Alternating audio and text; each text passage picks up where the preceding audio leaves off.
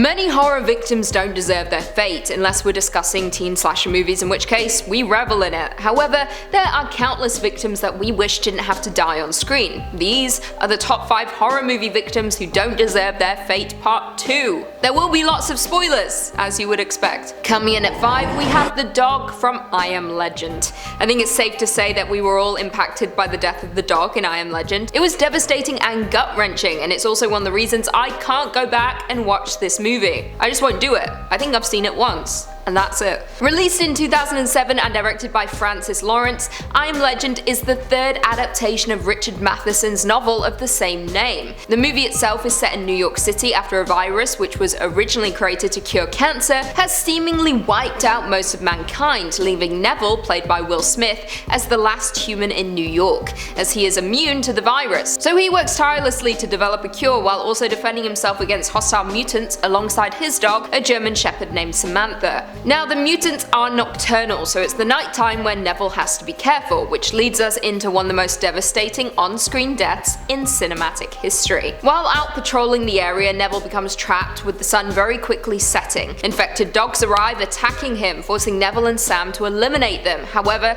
during the battle, Sam is bitten. Neville desperately attempts to save her by infecting her with his own serum, but it's too late. She begins to show signs of infection, with Neville being forced to kill Sam before she fully turns. It is an absolutely devastating moment, with Neville's only companion being taken, and him now being totally alone. I hate it. Before we jump into number 4, be sure to hit that like button. It really helps us out a lot. And with that, in at number 4, the car passengers from The Mist. Yes, we have discussed The Mist countless times on this channel, and I'm sure some of you are sick of hearing about it at this point, especially from me because I talk about it all the time, but it is the perfect movie to appear on this list, and you can't tell me otherwise. Released in 2007 and based on the 1980s Stephen King novella of the same name, The Mist follows a group of townspeople in a small Maine town who are forced to seek shelter in a grocery store when a mysterious mist rolls into town, concealing terrifying Lovecraftian monsters. Now, 2 of the townspeople hiding in the store are David and his son Billy, who are doing everything they can to survive, even as the occupants of the grocery store begin to turn on one another. Now, those who have watched The Mist mostly think about its ending, because let's face it, there is no horror movie ending more shocking or more impactful. In my opinion anyway, it was brutal. A small group from the grocery store, including David, his son Billy, Dan, Amanda, and Irene, sneak out of the store and into a car, hoping to flee the mist and to find help. However, things go from bad to worse for the group. They run out of gas. Classic. Knowing there was no way to escape and knowing there was a colossal beast closing in on them, the group decide to end their lives on their own terms. So David shoots his son and the other 3 survivors, knowing damn well he only has 4 bullets. After shooting the occupants of the car, he waits for the creature to take him, but instead, the mist begins to dissipate, revealing the United States Army who have arrived to save the town. It's a devastating end, knowing that if the group had waited just a few more minutes, they all would have been rescued. But instead, David has to live with the fact that he shot his own son. Dead. Gone. In at number 3, we have Eben from 30 Days of Night. We've discussed this vampire movie a couple times on our list, but we've never had an in-depth look into the characters. I don't think I've barely touched on Eben in the past simply because I can't always remember how to pronounce his name. I thought it was Eben. But it was Eben. I've seen this movie many times, but he's got a dumb name, so Eben, whatever. Anyway, released in 2007 and directed by David Slade, 30 Days of Night stars Josh Hartnett as Eben and Melissa George as Stella, who play a separated couple living in Alaska. However, their world is flipped upside down when vampires descend on their town during a 30-day-long polar night. For the 30 days, the townspeople are forced to survive by hiding in homes, using diversions, and doing everything they possibly can to try and take down these vampires. Now, towards the end of the movie, with the sun due to rise, the vampires begin to burn down the town to remove evidence that they were ever there, and to kill off the rest of the people. During this, Stella becomes trapped, and Eben knows there is no way he can defeat the vampires as a human, so he uses infected blood to turn himself into a vampire, and then punches a hole straight through the lead vampire's head, forcing the others to flee. It's a triumphant moment, but incredibly bittersweet. The sun is rising after all. Knowing he will die soon, Eben and Stella watch the sun rise together before he turns to dust in her arms. It's absolutely devastating knowing he sacrificed himself to not only save his town, but also the woman he still loved. Bet she feels pretty about that, huh?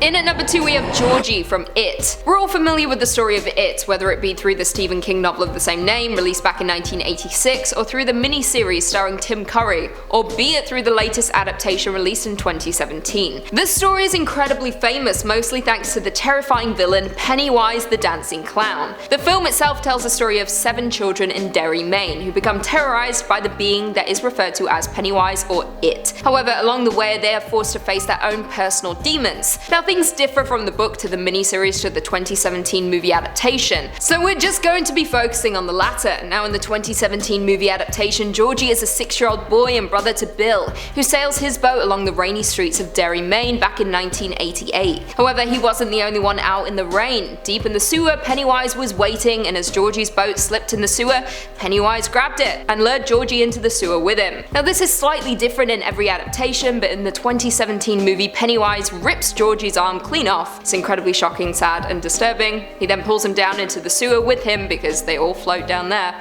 It's a sad moment and an undeserving death for poor little Georgie, who had his whole life ahead of him. Saying that his death was what got Bill motivated to hunt down and kill Pennywise the Dancing Clown. Just took like another 27 years. Finally coming in at number 1, The Father from A Quiet Place. This movie isn't just a horror, but it's a family drama with a huge heart, and the final moments of this film linger with all who have watched it. Released in 2018 and directed by John Krasinski, A Quiet Place takes place in a post-apocalyptic world which has been run rampant with extraterrestrial monsters that hunt via sound, resulting in one family having to live a silent life in order to survive. The movie itself follows the Abbott family, the parents Lee and Evelyn, and their 2 children Reagan, who is deaf, and Marcus. Quiet Place kicks off with a bang, and this is not a spoiler because it's quite literally shown in the trailer, and also at this point I've spoiled every single movie on this list, so I don't really care, just watch it. But the youngest child, Bo, is killed by one of those monsters after his toy begins to make noise, resulting in him becoming a target and ultimately being taken. This sets the tone for the rest of the movie: bleak, on edge, and hostile. Any sound has you with your hand covering your mouth, with you yourself doing your best not to breathe. It's incredibly effective in that sense. The movie is a love letter from parents to their children, with it being far more emotional knowing that Krasinski wrote it and cast his real-life wife, Emily Blunt, as his wife in the movie. Evelyn wants the best for her children. She wants them to be fully formed and fully thinking human beings, whereas Lee is more of a survivalist and will do absolutely anything to get his family through each day. Following the death of their youngest child, we jump forward in time by 1 year and all is well. That is until Evelyn steps on a rusty nail and alerts nearby monsters, resulting in the family having to protect themselves at all costs.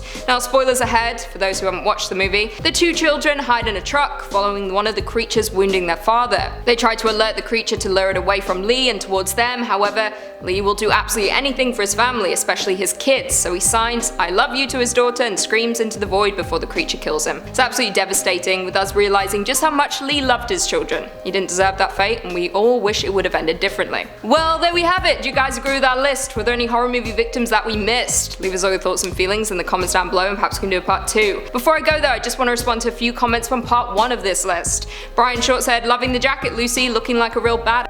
Thanks. With or without the jacket, I am a badass, don't forget that. Gary R said, "I agree totally with Dark Queen Lucy's list. I still have to see Train to Busan.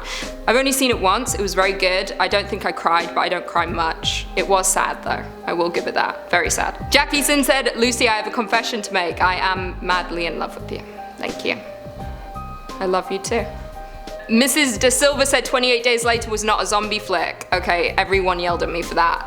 That's my bad. There is a difference between zombie movies and infection movies, but they looked like zombies, so get lost. Like, if I want to call them zombies, they're zombies. Undead.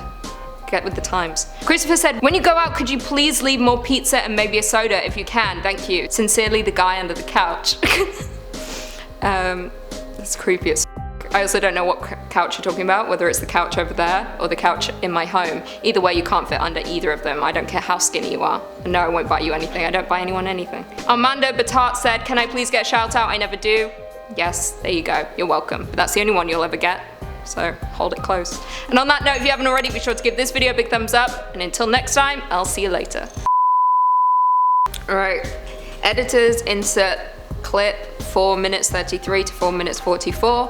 I know everyone who watches the video is going to yell at me because it's a spoiler, so I don't care. I've seen the movie. I don't care. Released in 2007 and Slow down, Lucy. Just say the words. It's not mumblecore, is it? Released... So I just say, this one person died in this movie, the end? It's gonna be a 2-minute video. Things go from bad to worse for the group. I don't think we've what the am I saying? Why do I say barely twice? What am I even talking about? Don't know what I'm talking about.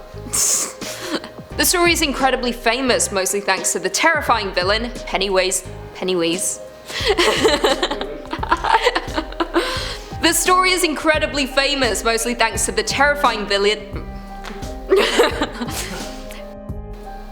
Nothing's funny. The story is. Hold on. I had a Red Bull before I came. And I also had a coffee that had two espressos together. So 2 espresso shots. So I had a lot of coffee, a Red Bull. So we're not just going to be focusing on the latter. Oh. So. Shh. I hear them.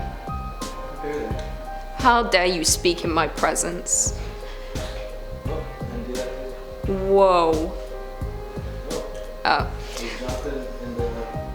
Yep, one of our last videos. That's not what I wrote.